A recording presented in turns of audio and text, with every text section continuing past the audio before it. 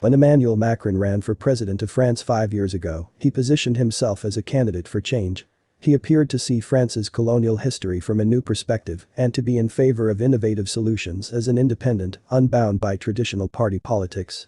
His voice was unexpected and undeniably modern. The French presidential candidate even said words that no French president, even on the left, had ever dared to say, describing French colonialism in Algeria as a crime against humanity. But with these new developments between France and Africa, why does it seem like France under Emmanuel Macron is losing its grip on Africa? Before we continue analyzing why France is losing its influence in Africa, please do not forget to click the like button and subscribe to the channel. On October 8, France hosted the Africa-France Summit in Montpellier, in the south of France. The summit was described as devoted to Africa's and France's young people, who are every day building the future of France and Africa's relationship. Unlike past summits that brought together the French president and his African counterparts, this summit chose to invite representatives of African civil society such as intellectuals, academics, activists, entrepreneurs, bloggers, and artists. The summit's main objective, to lay new foundations in relations between France and the African continent, reproduced the same declarations of good intentions and demonstrated France's incapability to truly connect with the next generation of African leaders to construct a shared mutually beneficial future. France has remained a key player on the African continent long after many African countries gained independence. However, due to the increased presence of the US, China, Russia, and Turkey, its power and influence are rapidly dwindling. The presence of Russia in the Central African Republic, which was a strategic ally of France for decades, is one example of France's decline in Africa. Furthermore, African elites are more sophisticated, less corrupt, and better educated, and they are less impressed by France's deteriorating influence. France, haunted by its colonial past on the continent, refuses to conduct a realistic assessment of the situation and develop a win-win policy toward the continent.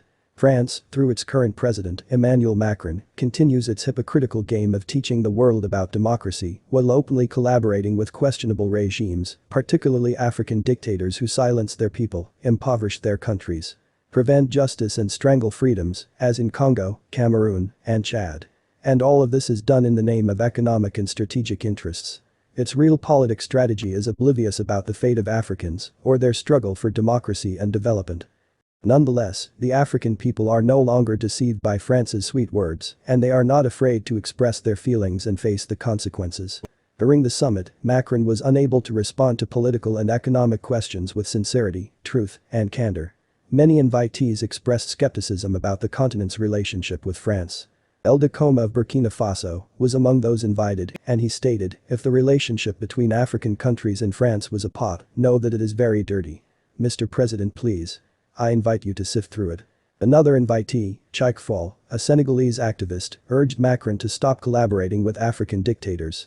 Instead of confronting these issues, Macron denied supporting authoritarian regimes and asked the audience to list African dictatorial regimes for him. This response did not come as a surprise to the African guests. Indeed, France's claim that its goal for this summit was to build a common good between itself and the African people was a grave fallacy based on this demonstration.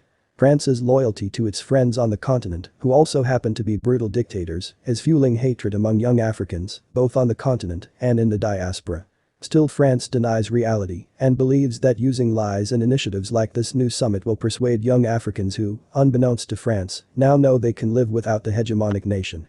The emerging African elite, aware of their power and tasked with ensuring the continent's future, now have more options for who they want to collaborate with, and France is not at the top of their list. It is one thing to want to build a genuine partnership with Africa by admitting wrongdoing and making qualitative efforts to change, but France does not appear willing to take those steps.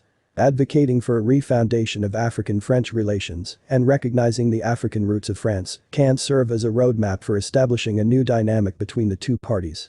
However, France's unwillingness to define a clear direction for mitigating the concerns of young Africans, including France's current collaborations with African dictators, the crimes of France's colonial past on the continent, French military bases on African soil, and its paternalistic behavior toward Africans, shows that the new, more balanced partnership between the two entities is far from a reality.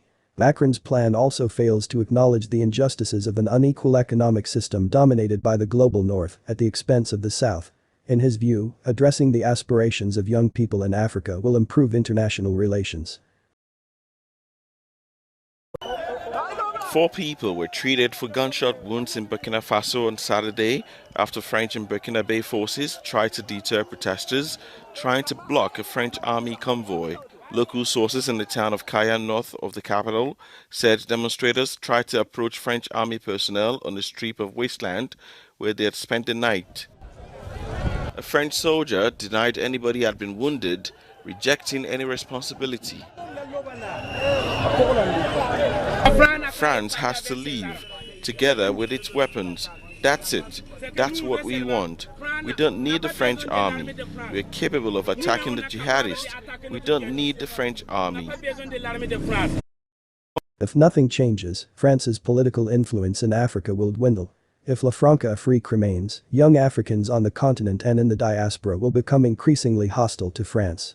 These young Africans are more educated, more proud of their roots, and more determined to contribute to the betterment of a new Africa in which good governance, solid democratic institutions, respect for human rights, and freedom of expression are not just slogans but a reality. In a globalized world where challenges such as climate change, terrorism, refugee crises, and global health issues are common, it is critical that Africa and France join hands and move in the same direction with a true alliance that is transparent, equitable, and respectful of cultural differences.